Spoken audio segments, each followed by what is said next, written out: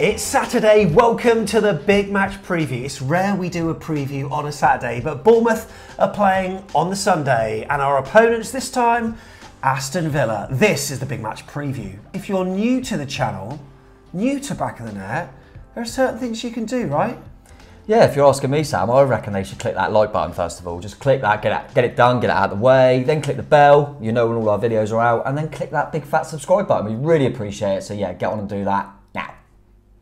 Thank you very much. How rude of me. My name's Sam Davis. My name's Tom Jordan. And yeah, look, big game. And we've got two teams that are coming together that are relatively in positive moods. AFC Bournemouth winning 3 of their last 4 games in the Premier League. Our loss was against Manchester City. Alas, some team news yesterday has put a bit of a dampener on things, maybe, but we're playing a Villa side that are full of confidence, and in the week on Thursday they got that win over Legia Warsaw, but it was something that was rather overshadowed though, wasn't it? As you spoke to Simon on yesterday's show, a fair bit of fan trouble, but crazy. The team are getting over the line in that competition. Yeah, they are. Yeah, they are. I hope everyone is all right, Villa fans. It sounded like it was more something to do with the Warsaw fans and the ticket allocation and all this stuff, and they were causing problems outside. But yeah, Villa got the job done. I watched the game, and it wasn't an easy one, but they got over the line pretty comfortably in the end, which they've done in that competition. But yeah, they've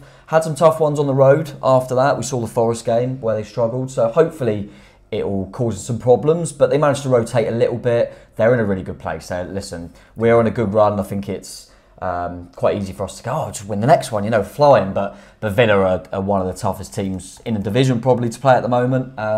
So yeah, it's going to be a really difficult one. I'm glad they're on the road though. And as Simon said when I spoke to him, he's found it a bit of a bogey ground for him. I think he's been there a couple of times and we've won them both. So yeah, we've got a decent record at home against them, I think, as I'm sure we'll come on to in a bit. But yeah, be a tough game, mate. I think if we can, as much as the positive spirit's there and you want to think, oh, win the next one, if we can get a good point against Villa, I think it'd be massive considering we've won the last couple.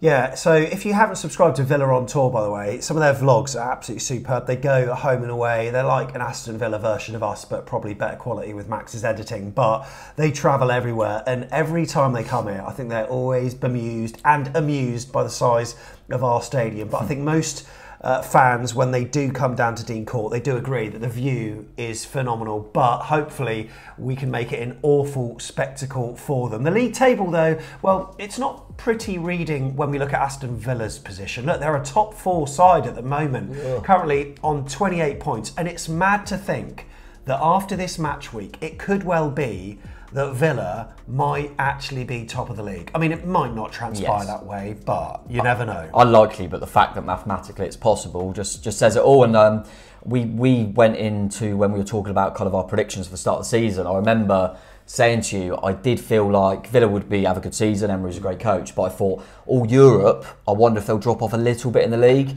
It's been the reverse of that, really, hasn't it? It's just they've managed to rotate nicely, and I think I've realised the depth of their squad, which considering they've had some injuries as well, a bit like ourselves, they've shown they've got a good bit of depth there, and now you're starting to go, you're 13 games in, you go, Villa are knocking on the door, not just for Europe, but even Champions League football, which is very impressive. And yeah, I think everyone knows what Unai Emergy does and what a great coach he is, and it's going to be a really difficult game for us, mate. But no, I don't think they would be looking at it and thinking going to Bournemouth is 3 points, because we're in a better place now.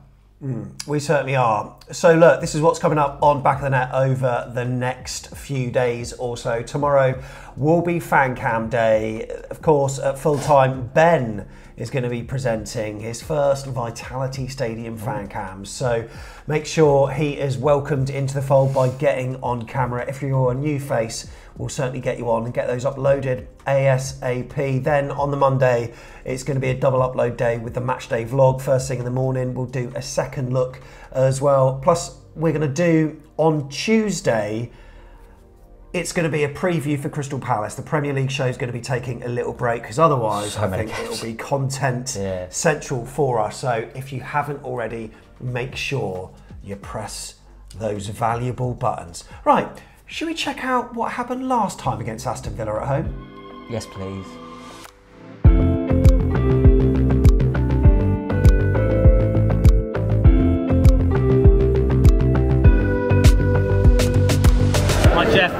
We're minutes away now. How are you feeling? I'm not sure it's excitement.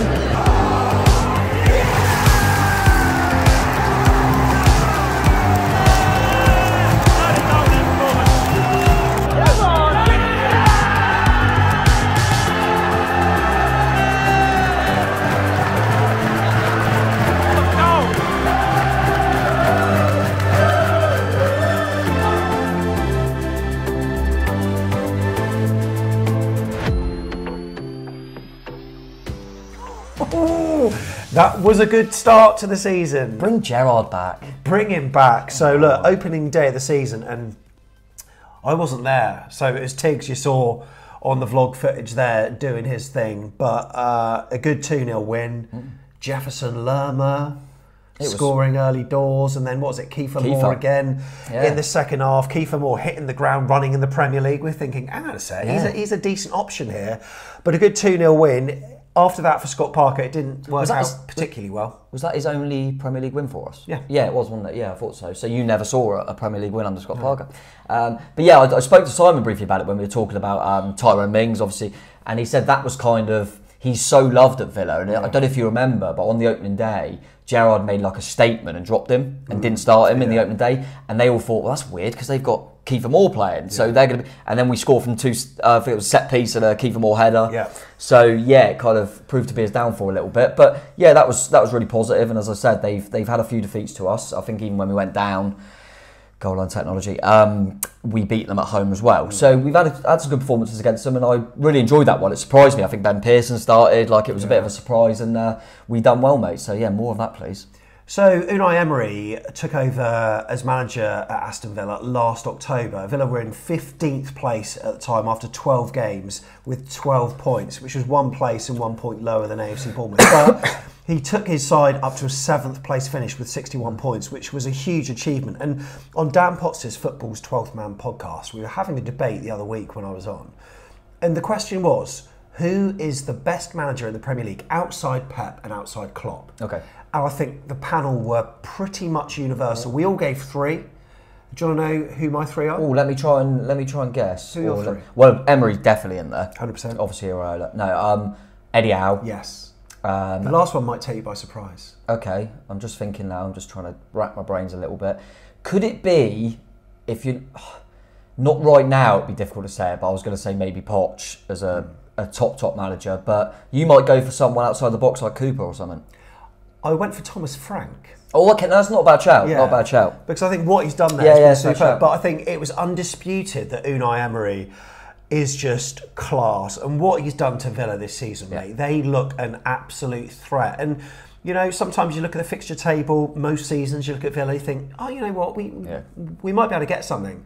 Now a lot of Bournemouth fans are thinking, oh, I'll take a draw. But just talk to me about what he's done at Aston Villa, because it's so good, isn't it? Yeah, it's really impressive. And as you said there about the fixtures, I think there's kind of 2 that have switched with another 2. So I think Villa and Newcastle are now looked at like you used to look at Chelsea and United. Yeah, whereas now you go Chelsea United, oh, you never know. Whereas them 2 are really difficult, but we did beat Newcastle. But yeah, what Emery's done there, I mean, it speaks for themselves, mate. Come in and they were below us and they finished in Europe. It was incredible. I think Emery is a class coach. I think you saw it at Arsenal, but unfortunately it was that thing of, you know, a bit like Moyes at United after he was the one replacing Wenger, and it just didn't work out. But then he went away and come back to the Premier League, and I think everyone knew they've got a top coach there. He is different class, and I've watched them a few times because they've played obviously in the Conference League, and it meant they've played a lot of Sundays as well.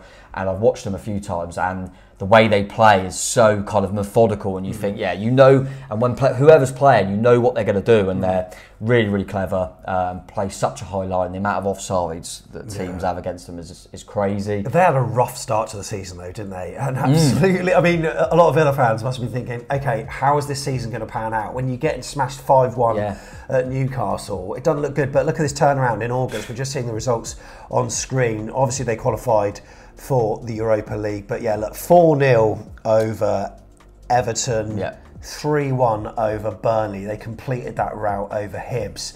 Obviously, it wasn't a good day at Anfield for them, but Crystal Palace 3-1. Lost against Legia, but it's okay, they made up for that. 1-0 against Chelsea. Carabao Cup, no one cares about that. But in particular, that 6-1 win against Brighton, Yeah, that was impressive. and that was a really buoyant Brighton at the time. Yes. They absolutely ripped them apart, and from there, it's just seemed to have gone, up and up a level. Yeah, no, definitely. And I think they've had a few difficult ones on the road, which is good for us. As you mentioned, at Anfield, they went to Wolves and only managed to draw, which they would have thought they won. Could have won that one. But then West Ham, they battered them as well, which is not an easy thing to do. They went to Alkmaar in the Conference League, battered them by 4 as well. Just dispatching Luton quite comfortably. The one that probably, the only one I've seen that I've felt they've looked really disappointed in since that opening day was the Forest one, which wasn't good for us because we thought, Villa will beat Forest, we'll be closer to Forest. So we're not happy with Villa on that front. And you can't even blame a Europa hangover because they didn't have a Thursday. No, they had one after that. They did. Which they beat Alkmaar and then beat Fulham. The Tottenham one was impressive because I didn't actually think they were to their levels for all the game, and they've still managed to go to Tottenham and win. So really impressive. And then we saw them on Thursday. So I think on the whole they've been really good. They always look to score goals. I do think you can get a goal against them. There's not many clean sheets in there. So they're quite an open team, and I think that's why it's quite easy to get behind Emery, because the way he plays, the way he likes to play.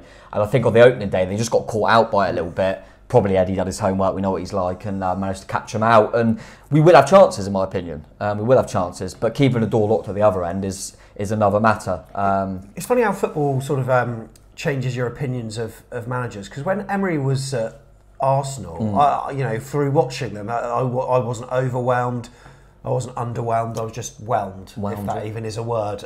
But I think maybe the difference is at Aston Villa, he has definitely taken them onto new levels, because they were sort of, no disrespect to sort of mid-table, so higher mid-table side, maybe looking at 8th or 9th maybe, but he's taken them on to levels that you're having them in Champions League conversations now. Yeah, and I do think there's definitely a part sometimes anyway where you've got a group of players and they see Unai Emery coming in, who's won the Europa League countless times and is a really well-respected coach. And no disrespect to Gerrard, but you're thinking, well, he's come in, he was just a good player, hasn't really done it as a coach yet. And I think that's probably lifted them. They think we can trust what he says. I think at Arsenal, I don't think it suited him. They had a lot of big egos, I guess you'd say. And you've only got to look at the players he had. Now many of them are still left, barely any. Your Aubameyangs, Lacazette, Guendouzi, Xhaka, they're all gone.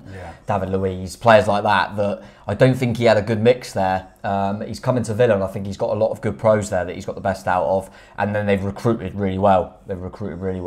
And I think they've let him kind of take the reins and get the players that suit his style, really. So I think it just seems to be a match, doesn't it, that's worked, and it obviously won at Arsenal. But I think they're very happy with Unai, and I think they need to progress with him, because no disrespect, but if they were to have a season where they come mid-table, other clubs will go, oh, hang on, could we maybe get Emery in? Do you know what I mean? They've got to make sure they continue in Europe, because Emery is a well thought of coach. So, but at the moment, I think match made in heaven. Yeah, absolutely. In the form table there, you can see it. They are third in the form table. Man United top of it. It's mad because Man United haven't looked that impressive yet. They're on the cusp of 2 wins and they'll be joint top of the league. That's how close they are, despite perceivingly being awful.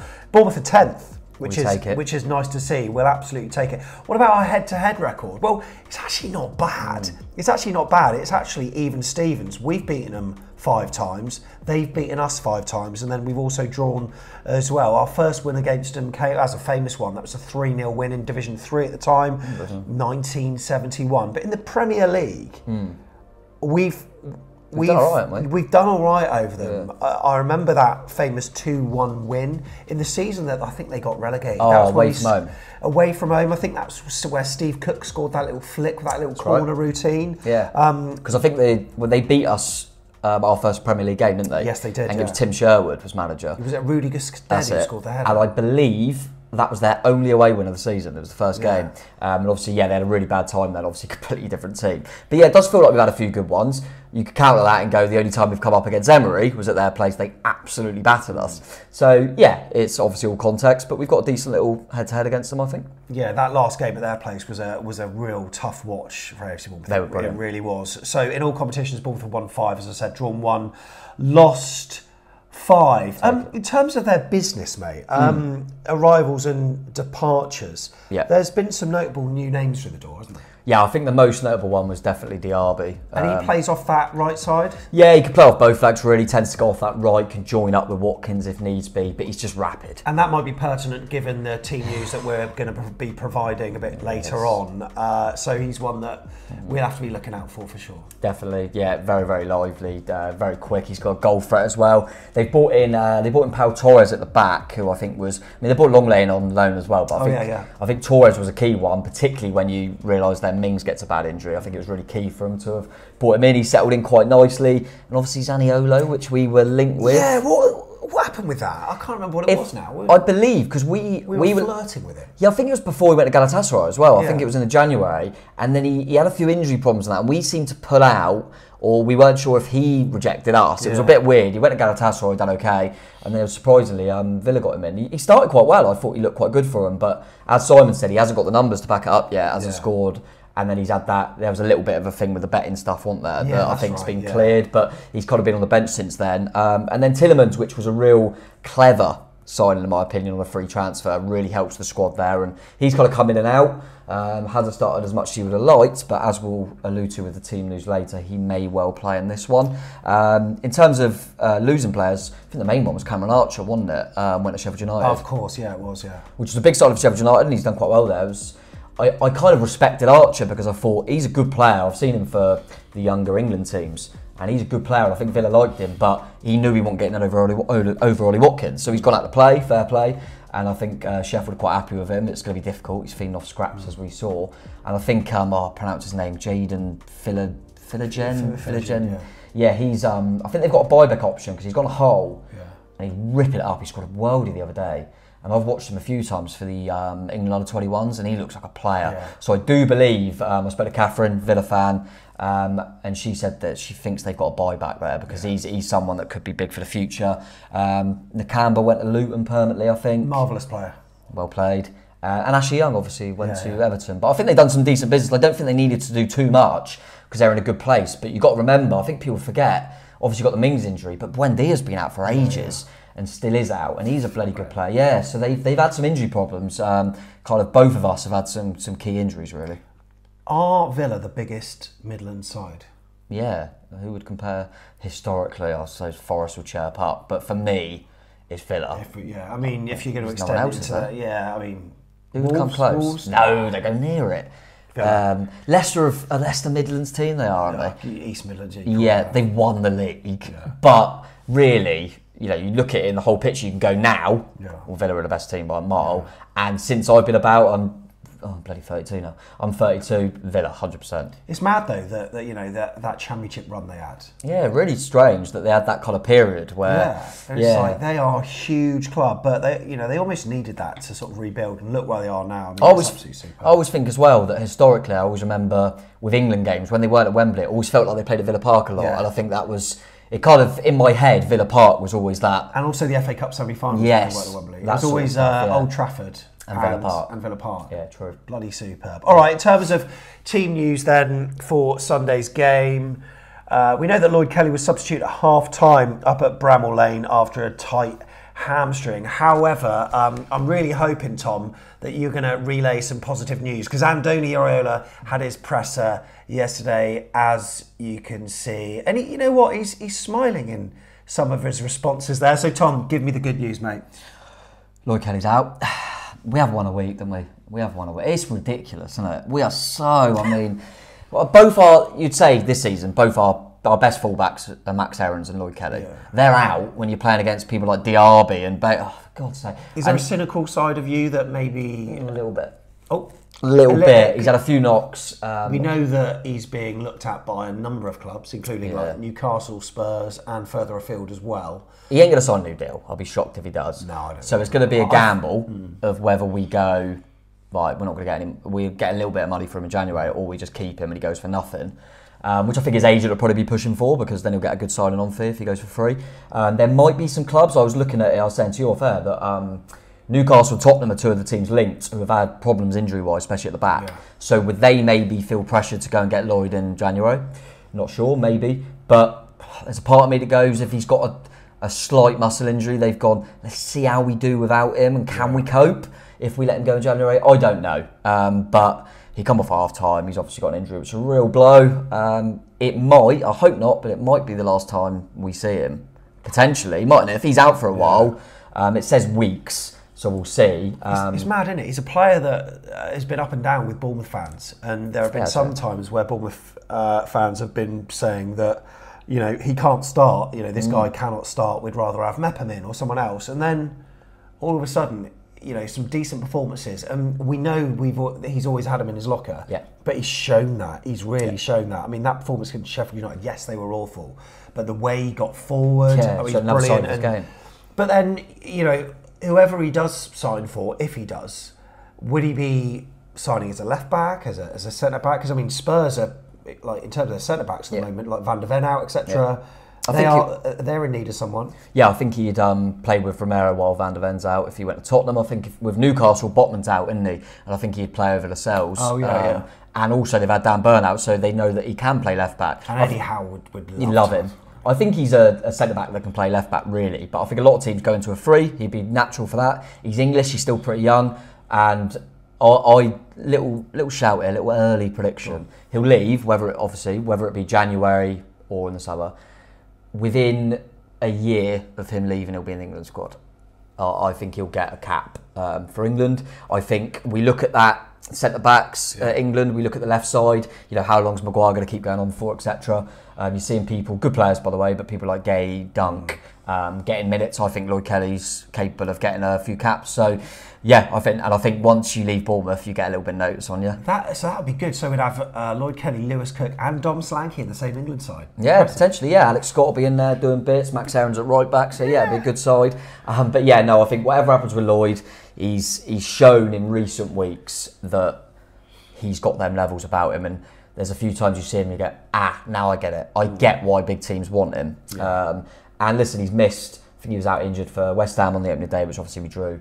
He was out for the Arsenal and Everton game where we were awful. So we're better with him, but you know, let's not act like Milos Kerkez is a bad player. He's a very good player. It's just not the ideal game to bring him back in because of him getting caught. But having said that, he's got the legs and he's quick, and maybe a little bit of time at the side, he'll go, right, I thought I was nailed on. I'm not. I need to get back in there, and he's a really talented player, so yeah, it's not the worst. At least we've got, with them fullbacks, Smith and Kerkez who can do jobs. Absolutely. In terms of Villa team news, anyone out that we know of? There's a doubt to Ollie Watkins. Take that. Wouldn't take that. I think he'll play.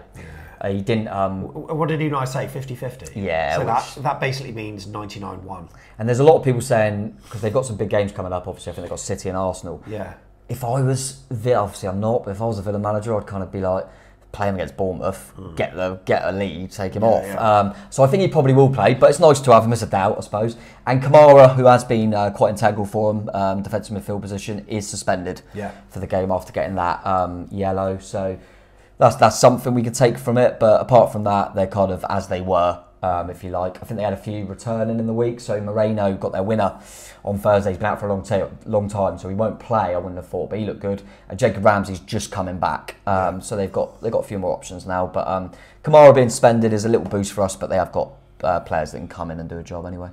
Do you want to know who the referee is? Nope. Actually, unless it's Madley, because I love Madley now, by the way. Is Madley the one that sent off Fraser? Yeah. And then he refed us and we won? Yeah. Oh, I'd love him. And he let a lot of things go. I just love him. No, it's Thomas Bramall. He was our referee. Glad we didn't have him at Bramall Lane. Yeah, he was our referee at Liverpool. What? Where he gave him a penalty? Yeah. I've got. Can I just say something? Can I say something? No, I know what you're going to say. Yeah. I don't want it this weekend. Do you not? Emi Martinez won the World Cup. Yeah, he's a shithouser. And he's bloody good at penalties. Yeah, I do not want my penalty this weekend. No? No, don't want it. Unless we're denied an obvious one and it means we don't win the game, then I'll say I wish we got a penalty. But yeah, I'd rather not have it this weekend if I could pick and choose. But we're not getting a penalty. Shut up. I reckon we might be. I reckon goal line technology could help us out this week. That'd be the best thing, wouldn't it? Oh, that would be good. And it would be poetic. Poetic given the goal line stuff that basically relegate us. If that was the reason, it wasn't the other matches. No. You know, the games that we played. Thank you, it's all on that. Right, let's do teams. Come on then. Right, so Tom has got his teams ready for this one and really intrigued to see the way you go with this one, mate. Yeah. We'll start with AFC Bournemouth then in a 4-2-3-1 then. I think I can guess what you're going to do with the team. Yeah. Any surprises? Not really. I don't think so, because I mean, last week I thought Billy might come back in, and obviously he didn't. So now I feel like, we're doing well. We don't need to change anything. But again, a bit like the Smith for Aarons, he's enforced into one. So Neto will stay in goal. Been really good that he's come back and not had any kind of cock-ups, done fine. Smithy will stay in at right back. Zabani and Senesi have been a lot better recently. Yeah, absolutely. And obviously, as we said, Kirk is going to have to come in at left back for me. Yeah. Lewis Cook being sensational. He's going to have to play in there with Ryan Christie in his new role. In the engine room, I like that. Yeah. Loves it in there.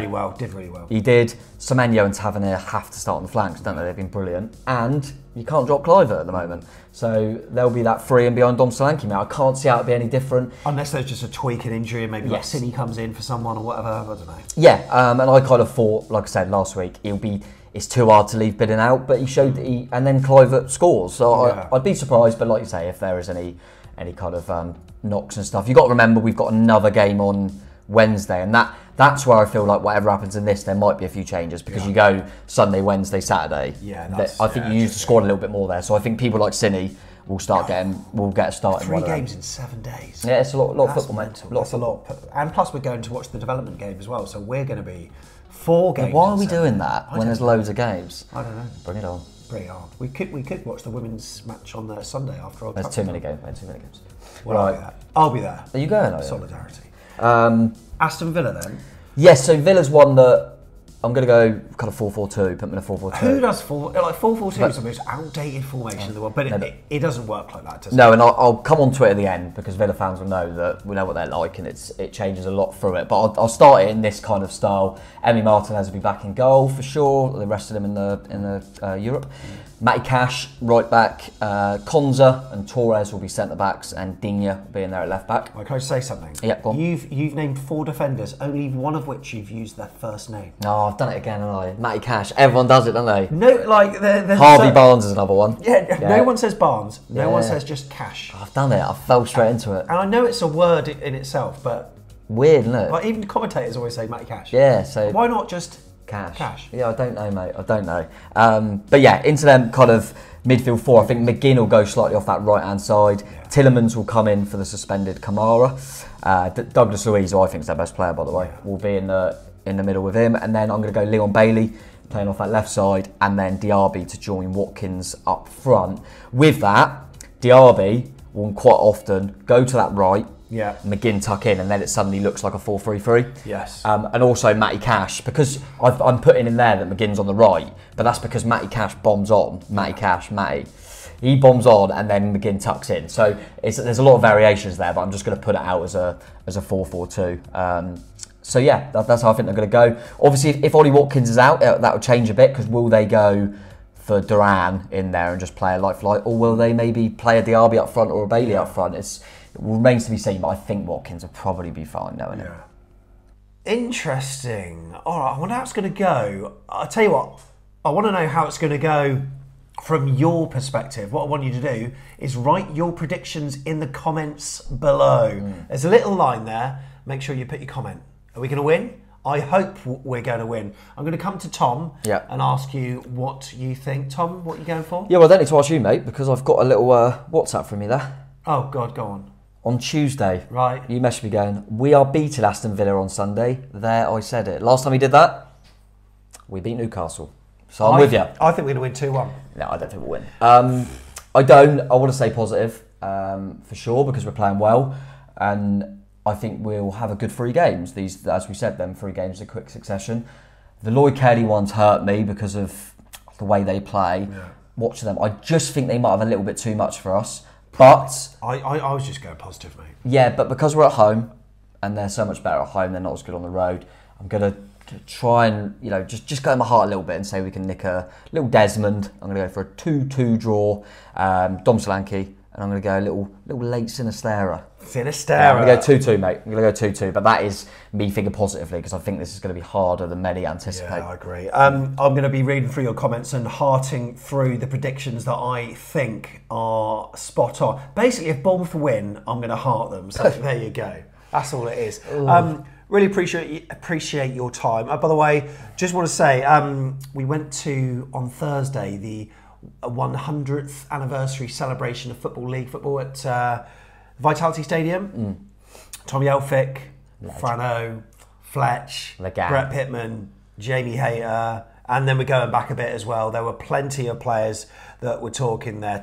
Tommy Elphick, he's got a handshake on him. Has he? Don't surprise me. But you know what though? I don't know, his face just smacked of 3-1 win. Did it? That's all. He didn't say that. No, that's... his face, without me even asking him the question. He's played for both clubs, hasn't he? Yeah, he has. Tommy. Yeah. I think he's captained both clubs. Yes, he actually, has. Yeah. So yeah, that'd be an interesting one. But yeah, we're gonna actually. You know what? We're gonna win this. Yeah. Come on. We are going to win. Take a point. Thank you so much for your time. Really appreciate it. And make sure you come on the fan cams. Ben is going to be presenting them. Like, subscribe, and we'll post some content. If you click that bell, we'll alert you to when it is on your screen. Up the cherries. Come on. See you in the next one. See you later. You take a draw. I know you take a draw. Don't lie.